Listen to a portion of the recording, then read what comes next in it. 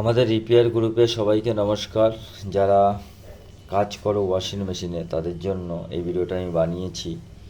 আর ভিডিওটা পুরো দেখো, তাহলে বুঝতে পারবে যে কোনো ওয়াশিং মেশিনের যে পালসেটারটা ঘোরে, দুদিকেই ঘোরে। এটা জানোই সবাই, যারা কাজ জানো। এই ওয়াশিং মেশিনের যে পালসেটারটা ঘুরছে দুদিকেই, সেটা এই যে কোনো একটা সাইড খারাপ হয়ে গেলে দুদিকে ঘুরবে না। এই যে ওয়াশিং মেশিনের পিসিবিটা দেখতে পাচ্ছ, এটাতে কি হয়েছে, পালসেটার একদিকে ঘুরছে এবং স্পিন টাইমে চলছে না।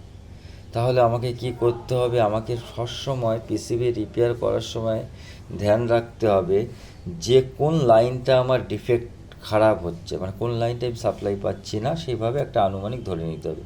যেমন মনে করো, এই যে জ্যাকটা রয়েছে, এখানে আমার তিনটে পয়েন্ট এসছে ওয়াশিং মেশিনের মোটরে কটা কানেকশান থাকে এসি কারেন্ট, যে টপ লোডিংয়ে তিনটে, একটা ফেস, এক নিউট্রাল, আর ক্যাপাসিটারে দুটো লাইন, একটা নিউট্রালে একটা ডিরেক্ট থাকতেই পারে।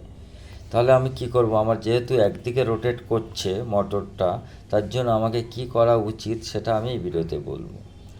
তার আগে একটু বলে নিই, এটা হচ্ছে স্যামসাং টপ লোডিং ওয়াশিং মেশিনের একটা পিসিবি।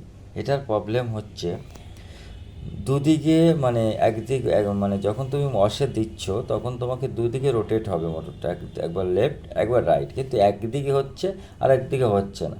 আর স্পিনে চালানোর সময় স্পিন হচ্ছে না। তাহলে কি করবে? তাহলে আমার মোটরে যেহেতু প্রবলেম হচ্ছে, তাহলে মোটরের যে তার ধরে আমি এখানে আসবো ফার্স্ট। এখান থেকে আমি কি করব, এই বোর্ডের পিছনে একটু কেটে নেব, এই এই এই যেটুকুনি দরকার কেটে নিয়ে আমি চেক করবো। এটা চেক করতে গেলে আপনার কাছে দুটো জিনিস দরকার, একটা হচ্ছে কন্টিনিউটি টেস্টার হলে ভালো, আর নাহলে মিটারে কী হচ্ছে আপনার যে কন্টিনিউটি, এটা টেস্ট করে বোঝা যাবে যে তার কোথা থেকে কোথায় গেছে। তাহলে এখানে পিছনে আমি কাটলে, এটা হচ্ছে একটু লেটেস্ট মডেল, তার জন্য এর পিছনে যে আমি ট্রানজিস্টার, মানে দুটো ট্রানজিস্টার থাকে, যেটা হচ্ছে সুইচিং, তার কাজ হলো ভোল্টেজকে আগে পাঠানো, সুইচিং করে। তাহলে এই তারে দুটো ট্রানজিস্টার আছে, এর পিছনেই আছে। সেই দুটো ট্রানজিস্টার আপনাকে চেক করতে হবে যে শর্ট হয়ে গেছে কি না, কিংবা চেক করতে হবে সুইচিং হচ্ছে কি না।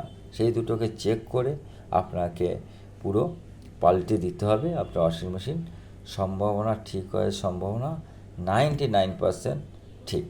আর একটা জিনিস আমরা বলবো, আমি যে ভিডিওগুলো বানাচ্ছি এটা কোনো ক্যামেরা কাট করে কিংবা কোনো ডুপ্লিসিটি করে নয়। এই ভিডিওগুলো আমি ডিরেক্ট বানিয়ে দিচ্ছি যাতে আপনাদের সুবিধা হয়, আপনারা বুঝতে পারেন। এসি হোক, ওয়াশিং মেশিন হোক, ফ্রিজ হোক, যে কোনো পিসিবি, যে কোনো প্রবলেম আপনি আমাদেরকে কন্ট্যাক্ট করুন, আমরা বলে দেবো কী কী প্রবলেম হতে পারে।